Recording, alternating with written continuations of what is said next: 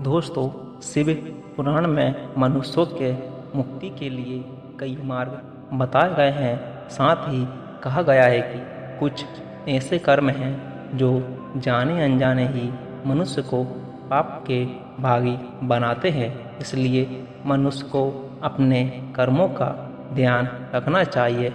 कुछ तो ऐसे कर्म हैं जिनसे शिव जी बड़े नाराज होते हैं और ऐसे कर्म करने वाले को पाप से मुक्ति नहीं मिलती है और पाप कर्मों के भागी होने के कारण उन्हें नरक में जाना पड़ता है।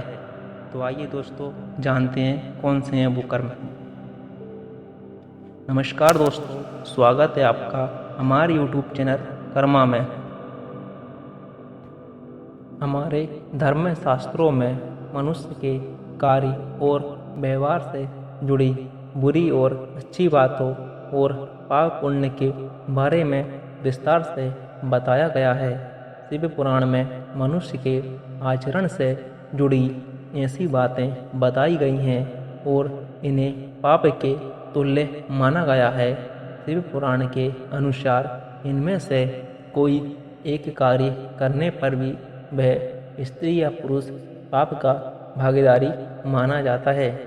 तो दोस्तों, ऐसा व्यक्ति हमेशा ही शिव के कोप का भाजन होगा और कभी भी सुखी जीवन व्यतीत नहीं कर सकता।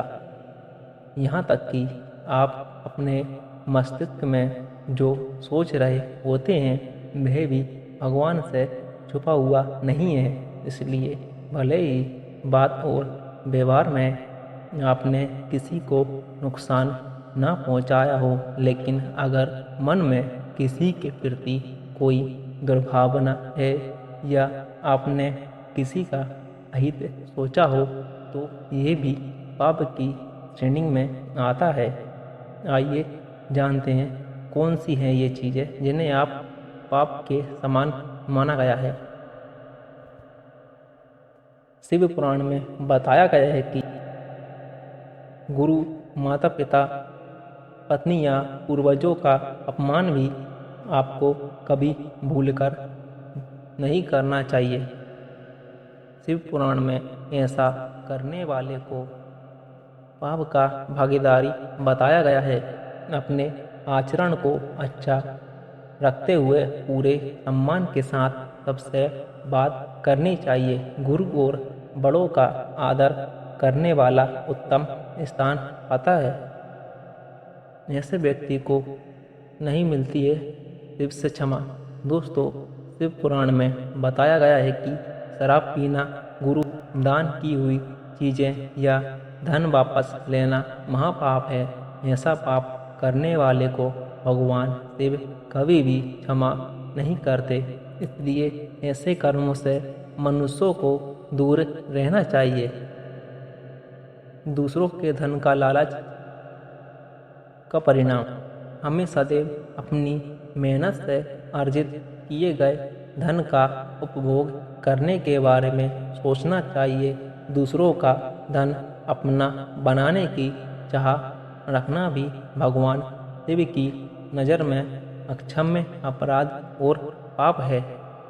दूसरों के धन पर अधिकार करना और उसे पाने की चाहत रखना भी मनुष्य को नरक में ले जाता है। मंदिर में चोरी करने का परिणाम।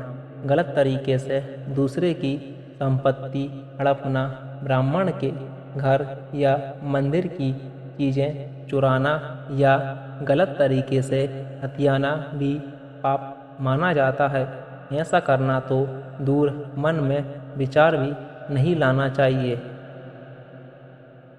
किसी भोले भाले और निरपराध इंसान को कष्ट देना, उसे नुकसान पहुंचाने या धन संपत्ति लूटने या उसके लिए बाधाएं पैदा करने की योजना बनाना या ऐसी सोच रखना भगवान शिव की नज़रों में हर हाल में माफ़ी न देने योग्य पाप है।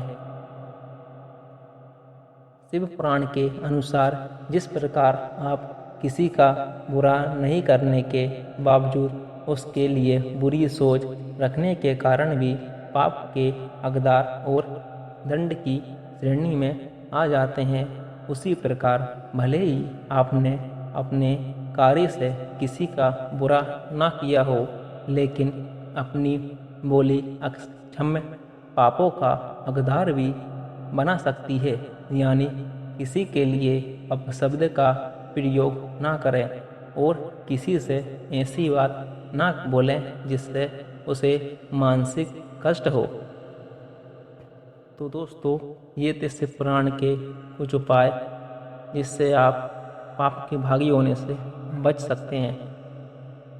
वीडियो अच्छी लगी हो तो वीडियो को लाइक करें, चैनल को सब्सक्राइब करें, साथ ही साथ बेल आइकन को भी क्लिक करें। धन्यवाद।